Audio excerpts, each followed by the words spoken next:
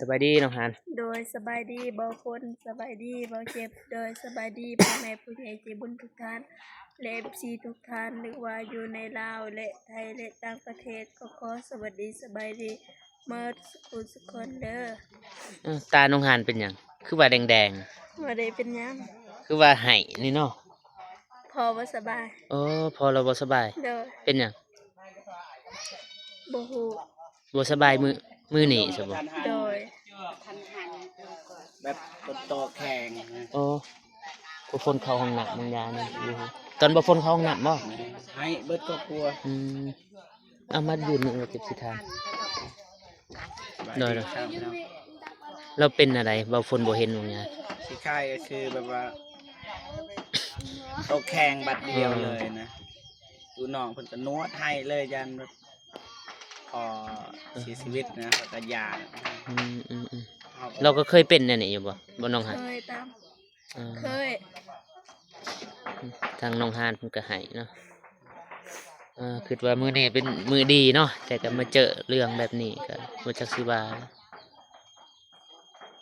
เรื่องดีสิกลายเป็นเรื่องเศร้าบ่ได้แต่ก็บ่เป็นหยังหายดีเนาะเศร้าแล้วบ่ตอนนี้ใครแน่แล้วบ่นอนเบิ่งเลยมีคนอยู่นำอยู่บ่มีแม่ ให้เลยอยู่น้องฮาน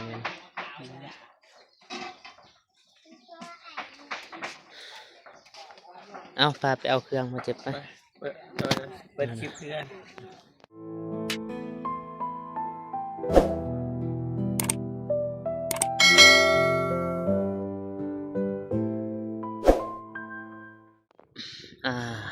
ตัดภาพมาที่เบาฝนเนาะหลังจากที่ว่าตอนเช้านี่เบาฝนก็ได้มาอัปเดตเขื่อนน้องฮานได้มาอัปเดตตอนกำลังตั้งเสาเนาะแล้วก็ที่ว่าตอนนี้ก็เป็นหูเป็นหางแหละเป็นหูทรงหูเพื่อนเลยก็พอได้มีกำลังใจเบิ่งนี่แหละทางน้องฮานเพิ่นก็พอดีทางเบาฝนแล้วก็เบาเจ็บก็ได้ออกตลาดเนาะพี่น้องไปซื้อเครื่องซื้อของกินของอยากให้ทางครอบครัวเพิ่นแล้วก็ทางสร้างเพิ่นว่ามื้อนี้ก็เป็นมื้อดีอีกมื้อนึงทางครอบครัวของน้องฮานเนาะครับทักทายสบายดีเด้อสบายดีพ่อแม่พี่น้องเบิดสู่ผู้สู่คนบ่ว่าจะอยู่ในลาวและก็ต่างประเทศเนาะที่เขามาเบิ่งมาชมส่องของเบาฝนลาวใต้เบาฝนก็ยินดีต้อนรับทุกท่านทุกคนเอาไปจะได้เบาฝนก็สิไปถ่ายไปอัปเดตให้พ่อแม่ได้เบิ่งอีกครั้งนึงเพราะว่าทางเบาฝนเบาเจ็บก็ กำลังมาแต่ตลาดแล้วก็ทีมงานใส่บุญลาวใต้ก็บ่ทันมาเนาะยังกำลังสีออกมาเนี่ยแหละเพราะว่าเพิ่นก็อยู่ใกล้มาบ่ทันเบาฝนกับเบาเจ็บก็มาแต่เช้าๆแต่6 โมง 7 โมงออกตลาดเลยนะพี่น้องเอาไปจะได้เบาฝนก็สิไปเอาเครื่องที่ว่าทางเบาฝนแล้วก็เบาเจ็บได้ออกไปซื้อว่ามีอย่างแน่ก็ไปเบิ่งไปชมนำกันเนาะพี่น้องสบายดีป้ามือนี่ สุดดำเลยดำเต็มสุดบ่หนาเครื่องพี่น้องบ่มีเวลาไปพาไปเอาเครื่องไปเบาๆดอกเรื่องสักขอกสักเครื่องสักบ่สักก็ใส่เองได้สบายดีน้องฮันโดยสบายดีบ่คนสบายดีบ่เจ็บโดยสบายดีพ่อแม่ผู้ใหญ่ใจบุญทุกท่านและ FC ทุกท่านนึกว่าอยู่ในลาวและไทยและต่างประเทศก็ขอสวัสดีสบายดีเมื่อสุขคนเด้อตาน้องฮันเป็นหยังคือว่าแดงบ่ได้เป็นหยังคือว่าไห้นี่เนาะพอบ่สบายพอเราบ่สบายเป็นหยังบ่ฮู้บ่สบายมือนี่ซะบ่โดยแบบโตแข็งบ่ฝนเข้าห้องน้ำบางยานี่อยู่ตอนบ่ฝนเข้าห้องน้ำบ่ให้เบิดก็กลัวเอามาอยู่นึงว่าเจ็บสิทานน้อยเราเป็นอะไรเบาฝนบ่เห็นบางยาสิไข้ก็คือแบบว่าโตแข็งบัดเดียวเลยนะดูน้องเพิ่นก็นวดให้เลยยันแบบพอเสียชีวิตนะก็ยาเราก็เคยเป็นนี่อยู่บ่น้องฮันเคยตามเคยทางน้องฮานเพิ่นก็ให้เนาะ คิดว่ามื้อนี้เป็นมื้อดีเนาะแต่ก็มาเจอเรื่องแบบนี้ก็บ่จักสิว่าเรื่องดีสิกลายเป็นเรื่องเศร้าบ่ได้เลย แต่ก็บ่เป็นหยังหายดีเนาะ โดย เศร้าแล้วบ่ตอนนี้ให้แน่แล้วบ่ นอน อืม นอนเบิ่งเลยมีคนอยู่นำอยู่บ่ มีแม่ ให้เลยอยู่หนองหานนี่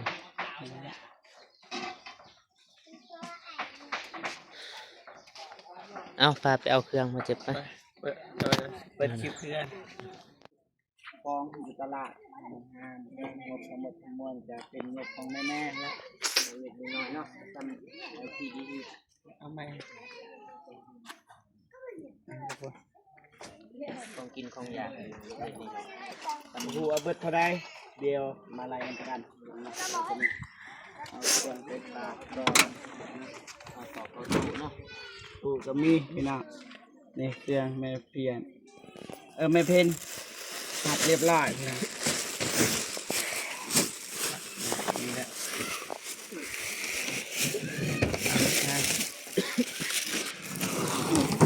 เก็บแบกตู้ที่บ่เจ็บ ได้ป่ะ ได้ กินหมูเจอให้ก็ได้ 4 โล 4 โลป่ะไปไปดีเด้อแม่เท่ามายินดีกับลานบ่เอาไว้ทั้งรันเนาะ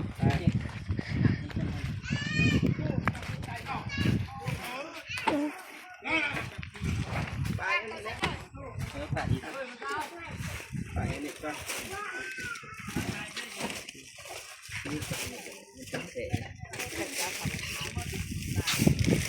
บังไปคุยกับคนนั้น ไปเครื่องบ่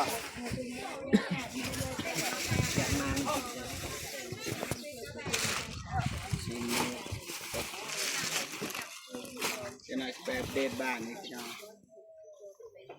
อันนั้นดิเบิดเท่าไหร่ ใช่ละ รายงาน รายการ ผู้ ปึ้มมันบ่เจ็บ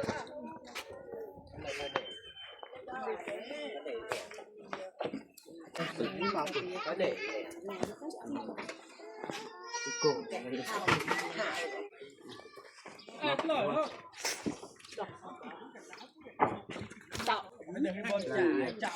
ออกตลาดพี่น้องเบาคนเป็นคนจับเงิน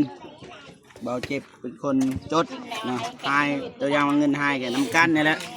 ไปน้ำกันพี่น้องเลยนี่พี่น้อง เบิ่ง สิ สิอ่าน มาสิถ่ายรูปทางนี้กัน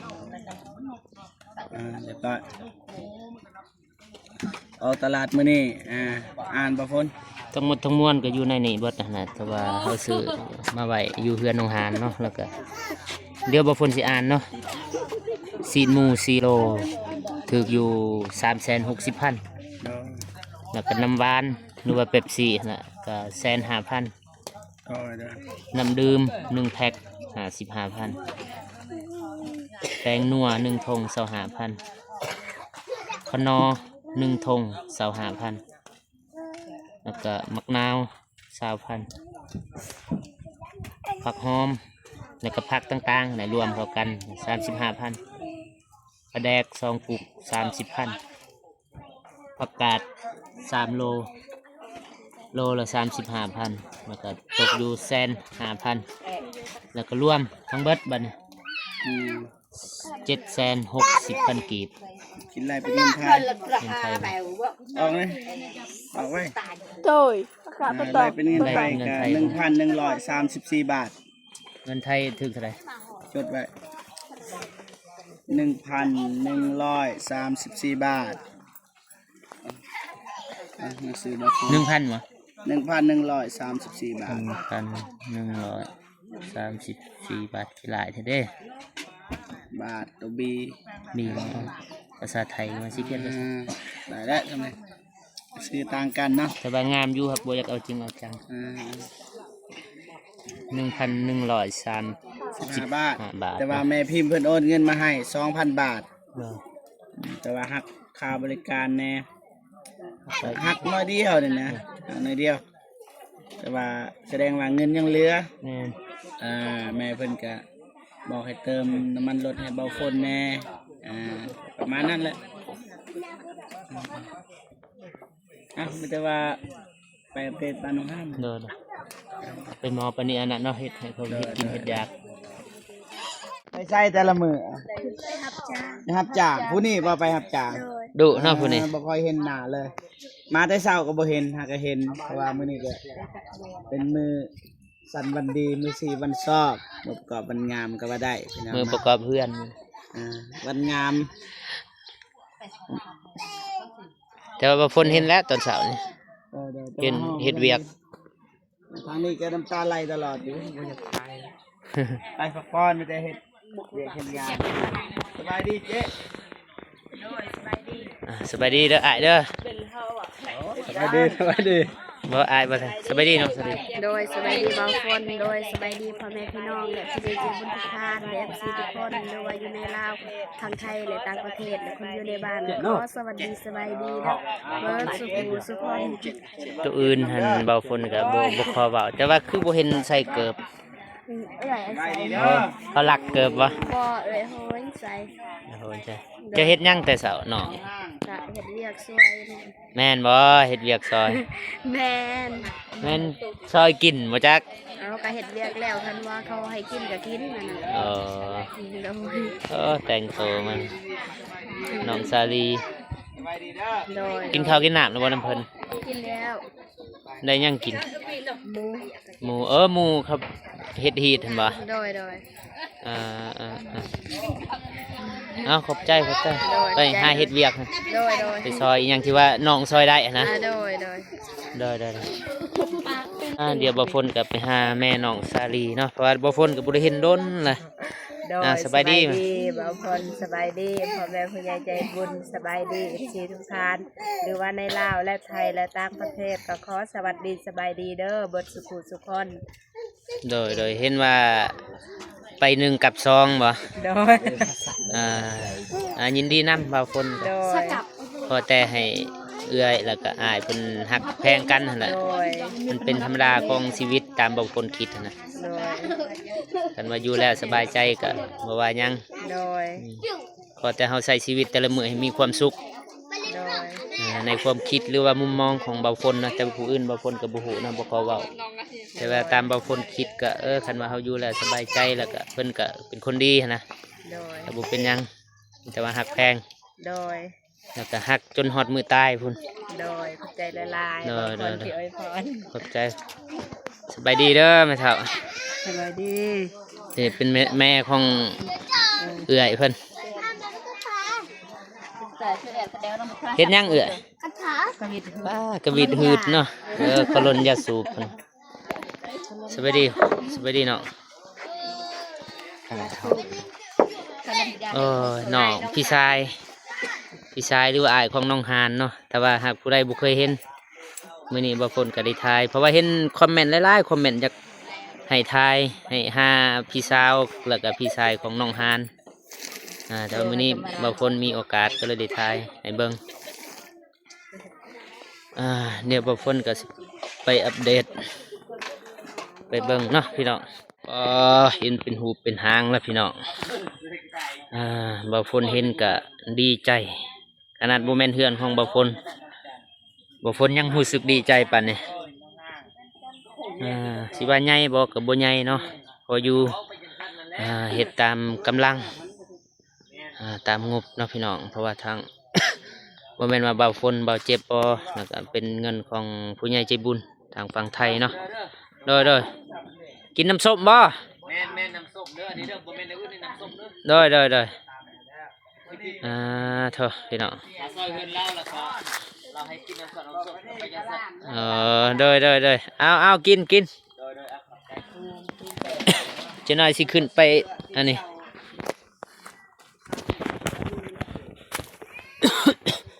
ได้เม็ดห้าได้สูงกลัวตัวนี้ได้แต่ว่าตัวนี้เม็ดหกตัวเม็ดหกแมนตัว บ่ นี้ ฝนก็ยังบ่ต่ำ ต่ำนี่เด้ ประมาณเม็ด6เม็ด8เท่านั้นแหละ แต่ว่าคานตัวนี้เม็ดห้าประมาณ50 ปลายเว้น้องฮานก็ยังยืนได้เลยเนาะ ได้ สบาย ไม่ได้เอาของกินไปมอบ มีแต่ขึ้นไปแล้วก็บอกคงกินปะอยู่หั่นเลยเพราะว่าเพิ่นสิเฮ็ดอยู่พุ่น ขึ้นเรื่องว่า โดย ไปขึ้นงานเป็นว่า เป็น บ่เจ็บอยู่สบายอย่างเดียวบ่ย่านมันต่ำเจ็บบ่สูงเลยไปบ่ตกวันนี้คนโก้ สบายดีเด้อสบายดีเบิดสุขุสุขคน สบายดี คือลานบางคนบ่าวลาน สบายดีสบายดี เลยสบายดีโอ้มื้อนี้อ้ายทำแหละเพิ่นก็ได้มาร่วมงานว่ามื้อนี้ ป้ามีเงินพี่น้อง โดยคนหัด ใส่เงิน นี่ โอ้ ยัง อยู่แล้วคำคูณบ่นะ ก็เบิ่งข้าวสารใส่ใส่ก็มี เป็นธรรมเนียม มีมาเราบ่เห็นแล้ว โอ้ยมันยังบ่เข้าใจโอ้ย ก็สูงนี่ว่าเจ็บสูงเติบนะ จะได้ เด้อ เบิ่งสิถามใครตอบได้นี่พ่อเฒ่านี่มันคือยังนี่เอาไม้ไปให้แม่เฒ่าเอาพ่อเฒ่ามันคือยังนี่ นี่โตหยัดเงินไว้นี่ นี่ว่า เ เพื่อสำหรับว่าเอาคำเอาคูณเอาได้ไม่เอาจิตเอาใจมีเงินกับมาใส่อยู่นี่ อ๋อ ใส่เราเอิ้นเปลี่ยน เอาเข็มมีอยู่ที่ตอนนี้ประมาณ5,000ยัดให้เราเอาคำพูด ให้บ่มีบ่ด้วยให้อายุให้มันยืน มีแต่เงิน มีเงินไม่คำพอได้มีเงินคำ ยัดให้เพิ่นแน่คันมี ช่วยเหลือเพิ่น เอานี่ยัดอยู่แล้ว ยัดใส่ลี่ เฮ็ดเรือนให้ก็สำนัน แม แล้ว น ต่อไปก็ยังได้หยัดอีก ได้จกเงินอยู่ เท่านั้นแล้วเพิ่นก็บ่แม่นเหตุปานใดดอกมีแต่ช่วยเหลือเพิ่นน่ะอิงตามให้มันให้มันร่ำให้มันรวยได้มีเงินมีคำมีคำนึงก็ยัดไปได้นี่ให้มุนจ้า ได้ ถือว่าอยู่เฮือนใหม่ละคำคูณเนาะเป็นบ่าวฝนเคย ได้ เฮ็ด บ่ฝนซีนดิมอบให้ไผบ่ แม่นมอบให้นี่แหละพวกเฮ็ดกินเฮ็ดอยาก มอบ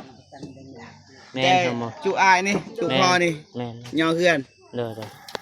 ย่อแล้วก็ซอยเล่า ซอยแล้ว 1 2 3 พ่อเลือกย่อพ่อบากกับพ่อเนี่ยบ่แม่นจะสร้างคนเดียวพ่อซอยสร้าง ซอยบ่ พ่อซอยพางบาก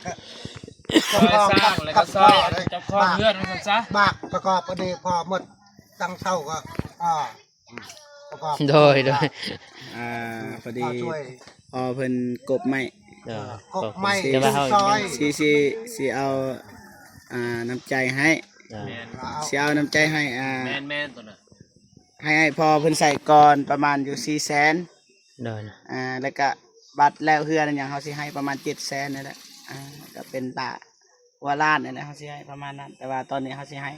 400,000ก่อนให้เรามีแบบซื้อเนื้อกินเนื้อยากันนะ เด้อ มื้อหน้าสิให้น้องเดิมซื้อไข่ซื้อมีมาฝากเด้อ เอ้ามีแต่มอบ คัก อั แล้ น ว นั้น ไปเอา บ่ว่าปะอยู่หั่นแล้วก็มอบให้ไปเฮ็ดกินเฮ็ดอยากนะได้ที่ว่า เรามากินหั่นนะ อ่า เฮ็ดลาบกับลาบ ก็เว้า ต้มก็มีแต่วันนั้นศีลหั่นนะซื้อมาล่ะ ที่นะ ทางบ่เจ็บกับบ่คนก็ได้ซื้อมา ลูก ชิมู บาก ศีลหมู่โล4โล ก็มอบเจ้าของก็มอบให้อนาหน่วยเขาเขา ถือแล้ว เด้อ เจ้าของเพิ่นก่อนแต่ว่า มอบเจ้า พอน้องหานก็บ่สบายเด้ โดยเพราะว่าเจ้าของก็ลูกหลานนี่แหละหลานก็มอบให้จุให้หน่วยเขาผู้มันน่ะมันนำหน้าปลาทางผู้ บ่คันสิเว้าก็บ่ให้น้องหานมอบแล้วเฮาสิมอบให้เลยมันจึงสบาย โดยได้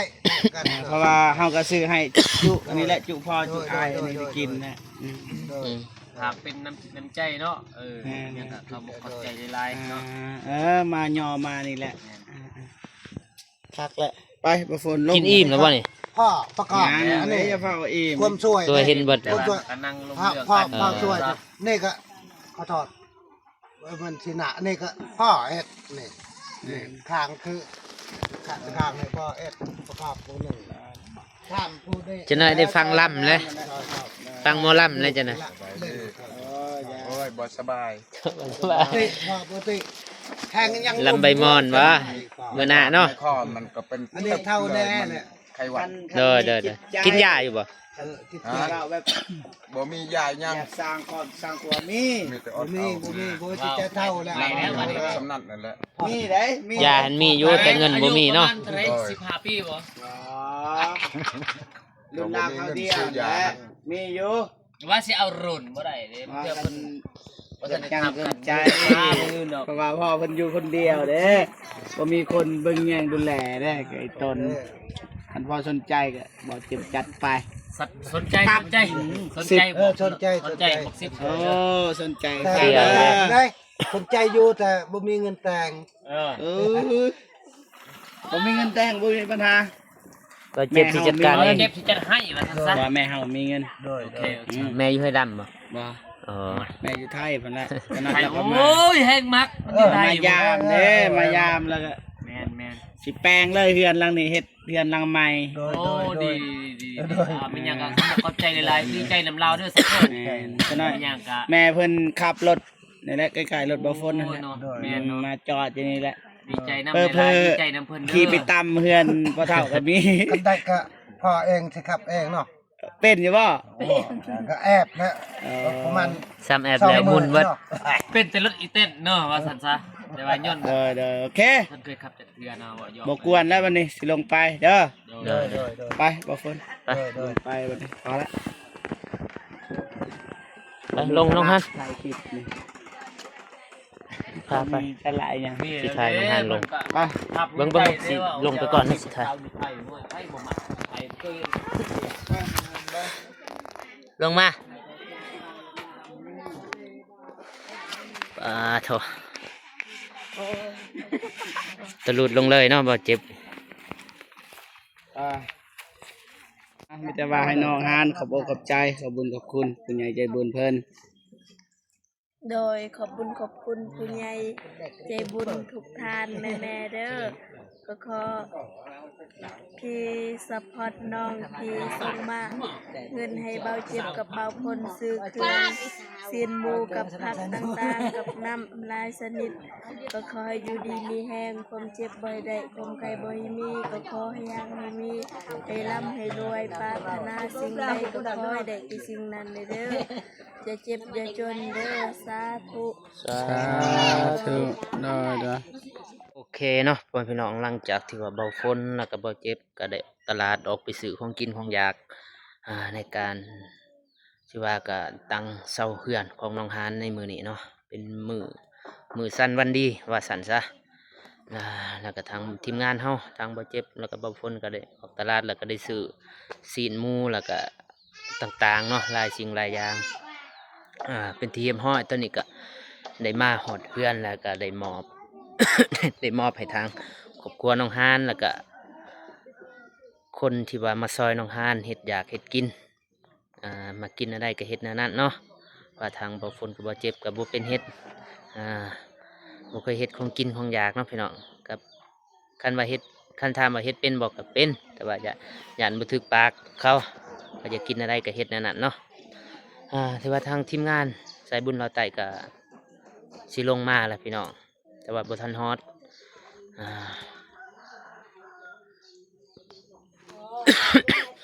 เอ้ามีแต่ว่าบ่ฝนก็สิขอจบคลิปเนาะพี่น้องคนอื่นหมดบ่ฝนก็ขอขอบอกขอบใจทางผู้ใหญ่ใจบุญทางฝั่งไทยพวกแม่ๆทั้งหลายที่ว่าได้ซัพพอร์ตแล้วก็ได้ซื้ออันนี้อันนั้นมาให้ครอบครัวน้องฮานแล้วก็จนฮอดมื้อนี้แล้วก็ได้ซื้อ ของอยู่ของกินนี่แหละให้ทางน้องฮานแล้วก็ซื้อน้ำในนี่แหละให้น้องฮานแล้วก็คนที่มาซอยยกเฮือนของน้องฮานเนาะพี่น้องบางคนก็ขอบอกขอบใจให้จุแม่จงอยู่ดีมีแห้งมีแต่ความสุขความเจริญบ่เจ็บบ่จนรวยๆยิ่งขึ้นไปอายุมันขวัญยืนเด้อแม่บัดสุขคนเอ้าบ่าวฝนก็สิขอจบคลิปเนาะพี่น้องพอๆกันคลิปหน้าสำหรับคลิปนี้บ่าวฝนขอกล่าวคำว่าสบายดีเด้อ